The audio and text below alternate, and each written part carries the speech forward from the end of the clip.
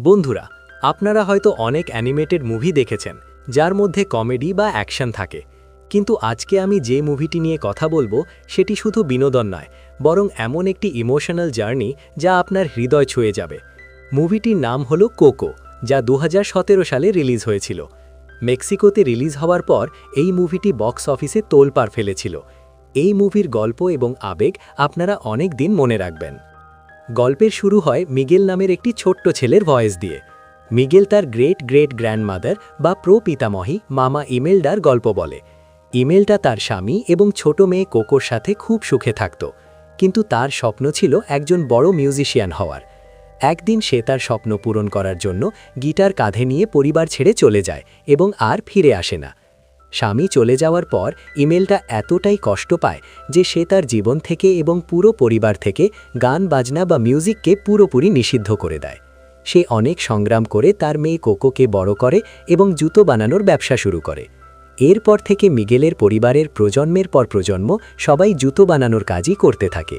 কিন্তু সমস্যা হলো মিগেল জুতো বানাতে চায় না, সে চায় একজন মিউজিশিয়ান হতে। তার আইডল হলো আর্নেস্টো দে লা ক্রুজ, যে কিনা এক সময়কার বিখ্যাত গায়ক ছিল, কিন্তু একটি কনসার্টে তার ওপর বিশাল ঘণ্টা পড়ে সে মারা যায়। মিগেল লুকিয়ে লুকিয়ে গিটার বাজানো প্র্যাকটিস করে এবং দে লা ক্রুজের মতো হতে চায়। মেক্সিকোতে আজ ডে অফ দ্য ডেড বা মৃতদের দিবস পালিত হচ্ছে। বিশ্বাস করা হয় এই দিনে পূর্বপুরুষদের ছবি অফরেন্ডা পূজা বেদিতে রাখলে তারা আত্মার জগৎ থেকে এসে তাদের পরিবারের সাথে দেখা করতে পারে। মিগেল লুকিয়ে একটি ট্যালেন্ট শোতে অংশ নিতে চায়, কিন্তু তার দিদিমা তার গিটারটি ভেঙে ফেলে। রাগে ও দুঃখে মিগেল দে লা ক্রুজের সমাধিতে যায় এবং তার বিখ্যাত গিটারটি চুরি করার চেষ্টা করে। যেই সে গিটারটিতে সুর তোলে, সাথে সাথে একটি ম্যাজিক হয় এবং সে জীবিতদের জগৎ থেকে অদৃশ্য হয়ে মৃতদের জগৎ বা ল্যান্ড অব দ্য ডেডে চলে যায়। সেখানে সে তার মৃত আত্মীয় স্বজনদের কঙ্কাল রূপে দেখতে পায়। তারা মিগেলকে দেখে চিনতে পারে এবং তাকে সাথে করে মৃতদের জগতে নিয়ে যায়, যেখানে সে তার প্রপিতামহী মামা ইমেলটার সাথে দেখা করে। ইমেলটা জানায় যে মিগেলকে সূর্য ওঠার আগেই ফিরে যেতে হবে, না হলে সে চিরকালের জন্য কঙ্কাল হয়ে এখানেই আটকে যাবে। ইমেলটা মিগেলকে আশীর্বাদ দিতে রাজি হয়, কিন্তু একটি শর্ত দেয়। মিগেলকে পৃথিবীতে ফিরে গিয়ে কথা দিতে হবে যে সে আর কোনোদিন মিউজিক করবে না। মিগেল এই শর্ত মেনে নিতে পারে না এবং সে ওখান থেকে পালিয়ে যায়। সে তার দাদু অর্থাৎ আর্নেস্টো দে লা ক্রুজকে খুঁজতে থাকে। পথে তার দেখা হয় হেক্টর নামের একজন আত্মার সাথে। হেক্টরকে পৃথিবীতে কেউ মনে রাখে না, তার ছবিও কেউ অফরেন্ডাতে দেয়নি, তাই সে ব্রিজ পার হয়ে পৃথিবীতে যেতে পারে না।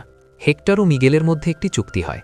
হেক্টর মিগেলকে দে লা ক্রুজের কাছে নিয়ে যাবে, আর বিনিময়ে মিগেল পৃথিবীতে ফিরে গিয়ে হেক্টরের ছবি অফরেন্ডাতে রাখবে।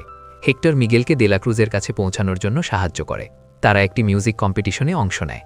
সেখানে মিগেল প্রথমবার দর্শকদের সামনে দারুণ গান গায় এবং সবার মন জয় করে নেয়। কিন্তু ইমেলডা তাদের খুঁজে পায় এবং মিগেলকে ধরে ফেলার চেষ্টা করে।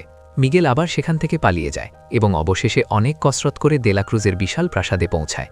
সেখানে দে লা ক্রুজ মিগেলকে নিজের বংশধর ভেবে খুব আদর করে গ্রহণ করে। মিগেল যখন দে লা ক্রুজের কাছে আশীর্বাদ চায় বাড়ি ফিরে যাওয়ার জন্য, ঠিক তখনই হেক্টর সেখানে পৌঁছায়। এখানে গল্পের মোড় ঘুরে যায় এবং একটি ভয়ানক সত্য সামনে আসে।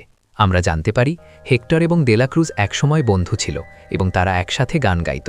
হেক্টর যখন তার পরিবার এবং মেয়ে কোকোর টানে বাড়ি ফিরে যেতে চেয়েছিল, তখন দে লা ক্রুজ তাকে বিষ খাইয়ে মেরে ফেলেছিল। এরপর হেক্টরের লেখা সব গান এবং বিখ্যাত গিটারটি সে চুরি করে নিজের নামে চালিয়ে দেয়। এমনকি বিখ্যাত গান রিমেম্বার মিও হেক্টর তার ছোট্ট মেয়ে কোকোর জন্য লিখেছিল। তার মানে দে লা ক্রুজ নয়, বরং হেক্টরই হলো মিগেলের আসল গ্রেট গ্রেট গ্র্যান্ডফাদার। সত্য ফাঁস হওয়ার ভয়ে দে লা ক্রুজ তাদের দুজনকে একটি গভীর গর্তে ফেলে দেয়। সেখানে হেক্টর মিগেলকে বলে যে তার মেয়ে কোকো, মিগেলের মামা কোকো, তাকে ভুলে যাচ্ছে। কোকো ভুলে গেলে হেক্টর মৃতদের জগৎ থেকেও চিরতরে হারিয়ে যাবে, যাকে বলা হয় ফাইনাল ডেথ। মিগেলের ডাক শুনে ইমেলডা এবং তার স্পিরিট গাইড তাদের উদ্ধার করে। ইমেলটা যখন সব সত্য জানতে পারে, সে হেক্টরকে ক্ষমা করে দেয় এবং তারা বুঝতে পারে দে লা ক্রুজ একজন খুনি। তারা সবাই মিলে দে লা ক্রুজের কনসার্টে হানা দেয় হেক্টরের ছবি উদ্ধার করার জন্য। একটি অ্যাকশন প্যাকড দৃশ্যে দে লা ক্রুজের আসল চেহারা সবার সামনে ফাঁস হয়ে যায় এবং দর্শকরা তাকে ঘৃণা করতে শুরু করে। শেষ পর্যন্ত দে লা ক্রুজ তার পাপের শাস্তি পায়। কিন্তু সূর্য উঠতে শুরু করেছে, মিগেলের সময় শেষ। হেক্টরের ছবিটা দুর্ভাগ্যবশত জলে পড়ে নষ্ট হয়ে যায়, কিন্তু মিগেল কথা দেয় সে হেক্টরকে কাউকেই ভুলতে দেবে না। মিগেল জীবিতদের জগতে ফিরে আসে এবং দৌড়ে তার মামা কোকোর কাছে যায়। কোকো তখন খুব বৃদ্ধ, তার স্মৃতিশক্তি প্রায় নেই বললেই চলে। মিগেল কাঁদতে কাঁদতে গিটার বাজিয়ে সেই গানটি গায় যা হেক্টর ছোটবেলায় কোকোকে শোনাত, রিমেম্বার মি। গানটি শুনে এক জাদুকরী মুহূর্ত তৈরি হয়। মামা কোকোর সব স্মৃতি ফিরে আসে সে তার বাবা হেক্টরের কথা মনে করে এবং ড্রয়ার থেকে হেক্টরের সেই ছেঁড়া ছবিটা বের করে দেয়। 1 বছর পর আমরা দেখি মিগেলের পরিবার আবার মিউজিককে আনন্দের সাথে গ্রহণ করেছে। মৃতদের দিবসে হেক্টরের ছবি এখন সসম্মানে অফরেন্ডাতে রাখা হয়, যার ফলে হেক্টর অবশেষে তার পরিবারের সাথে ব্রিজ পার হয়ে দেখা করতে পারে। বন্ধুরা, এই মুভিটি আমাদের শেখায় পরিবারের গুরুত্ব এবং আপনজনদের মনে রাখার কথা। যারা আমাদের ছেড়ে চলে গেছেন তারা আমাদের স্মৃতিতেই বেঁচে থাকেন। যদি এই গল্পটি আপনাদের ভালো লেগে থাকে তবে ভিডিওতে একটি লাইক দিন এবং চ্যানেলটি সাবস্ক্রাইব করতে ভুলবেন না। দেখা হবে পরের ভিডিওতে। টাটা।